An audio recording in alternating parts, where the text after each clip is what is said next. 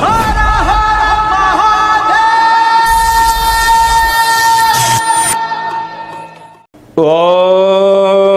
నమః శివాయ. నమో నారాయణాయ. కర్మ నివారణ కాలభైరవ దేవత అనుగ్రహ ప్రసాద సిద్ధిరస్తు. 16/4/2026 నుండి 30/4/2026 వరకు ద్వాదశ రాశుల్లో గ్రహ గమనాలను అనుసరిస్తూ ఎలా ఉందో తెలుసుకుందాం. ద్వాదశ రాశిలో గ్రహ గమనాలని తెలుసుకుందాం. మేషరాశిలో ఏడాది తర్వాత రవి భగవానుడితో కూడుకున్న శుక్ర భగవానుడు, మిథున రాశిలో దేవగురు బృహస్పతి సంచార స్థితి, సింహరాశిలో కేతు సంచార స్థితి, కుంభరాశిలో రాహు సంచార స్థితి, మీనరాశిలో కుజుడు బుధుడు శని సంచార స్థితితో ద్వాదశ రాశుల్లో గ్రహ గమనాలు ఈ విధంగా ఉన్నాయి. సింహరాశి వారికి ఈ సంవత్సరము పరాభావనమ సంవత్సరంలో ఆదాయ వ్యయాలు అద్భుతంగా ఉండినను, ఎంత ఖర్చులైతే ఉన్నాయో అంత ఆదాయం వచ్చినటువంటి కాల సమయంలో మరొక వైపు అష్టమంలో త్రిగ్రహ సంచార స్థితి దోషం ఉన్నప్పుడు అమావాస్య కాల సమయంలో ఎలా విధి విధానం పాటించడం వల్ల గ్రహయోగం పొందొచ్చో ఈ వీడియోలో సవివరంగా సంపూర్ణంగా తెలుసుకుందాం. సింహరాశిలో ఏ నక్షత్రాలు వస్తాయి అనగా మఖా నక్షత్రంలోని 4 పాదాలు, పుబ్బా నక్షత్రంలో 4 పాదాలు, ఉత్తరా నక్షత్రంలో 1 పాదం కలిపితే సింహరాశి. రాశాధిపతి రవి భగవానుడు, రాశిలోనే కేతు సంచార స్థితి, సప్తమంలో రాహు, అలాగనే అష్టమంలో ఎన్నడూ లేనటువంటి విధంగా త్రిగ్రహ సంచార స్థితి.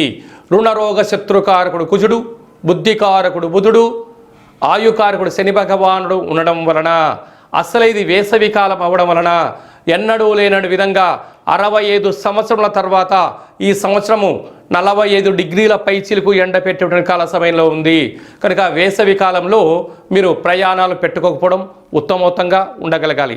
ఆధ్యాత్మిక యాత్రలు చేస్తున్న కాల సమయంలో నీటికి నిప్పుకు జూదానికి దూరంగా ఉండి తీరగలగాలి. లేకపోతే ఒకవైపు అష్టమ శని యొక్క ప్రభావము, అష్టమ కుజుడు యొక్క ప్రభావం ఉండడం వల్ల పోలీస్ స్టేషన్లు కోర్టు సమస్యలు లాంటివితో సతమతమయ్యే పరిస్థితి చాలా అధికంగా ఉంటుంది. బుద్ధుడు యోగదాయకమే, మీకు మంచి బుద్ధి ఉంది, కానీ కొందరు సావాస దోషం చేత మీరు అనేక రకాలమైన ఇబ్బందికి గురయ్యే పరిస్థితి ఉంటుంది. అదే కాకుండా భాగ్యస్థానంలో ఏడాది తర్వాత రవి భగవానుడు ఉండడం వల్ల భార్య పైన భర్తకు భార్య పైన నమ్మకం అవసరం. ప్రేమికులు ఎంతో జాగ్రత్తగా ఉండాలని చెప్పి జ్యోతిర్విజ్ఞానం తెలియచేస్తుంది. కనుక వీరికి సహస్రార చక్ర అన్నీ బాగానే ఉంటాయి.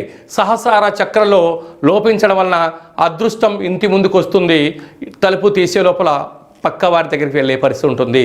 కనుక ఇలాంటి కాల సమయంలో ప్రతిరోజు తప్పక సూర్య నమస్కారం అవసరం. కుక్కలకు కాకులకు ఈ వేసవిలో నీటిని దానం చేయండి, దోషాన్ని తొలగించుకోండి. మీ వ్యక్తిగత జాతకం తెలుసుకోవాలనుకుంటున్నారా?